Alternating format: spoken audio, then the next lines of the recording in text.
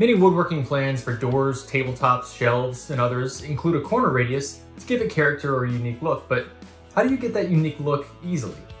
Most options require a router table, which you may or may not have room for, or the piece may just be too large to maneuver on a router table.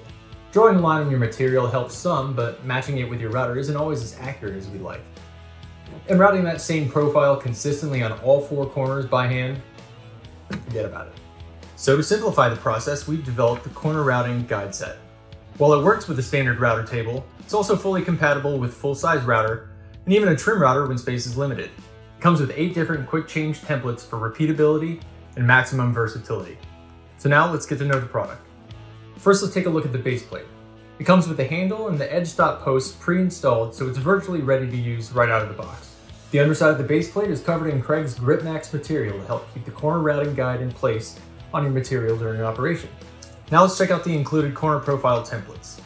The corner radius guide comes with 8 different inserts, 3 chamfer profiles and 5 radius profiles, which snap securely into the included case, as well as the base plate using a series of mating notches. Just make sure the side indicating the measurements are facing up and snap into place. Alright, now let's set up the base and get ready to route.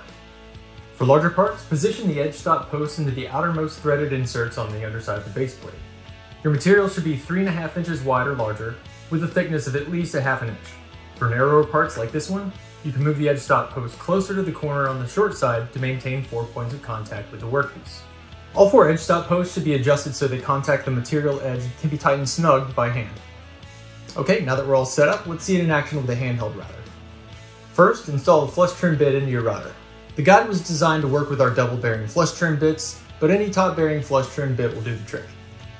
Adjust the bit height to the thickness of your material and make sure the top bearing rides against the profile template in the base plate. Position the base plate with the template over the corner of your material and all 4 edge stop posts contacting the edges. If you're using a larger handheld router that requires 2 hands to operate, secure the guide to the material with a clamp. And if you're using a trim router that can be operated with 1 hand, no need to use a clamp. Just hold the guide in place with your other hand. Next, rest the router base on top of the template. Make sure the bit's not touching the material before powering up the router.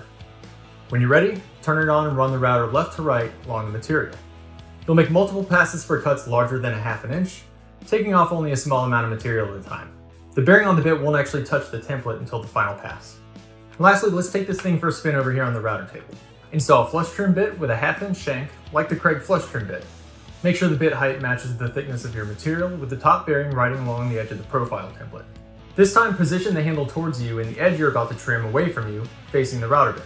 Grip the handle firmly and apply moderate downward pressure to keep the guide in place on your material. Now position your material at the starting pin.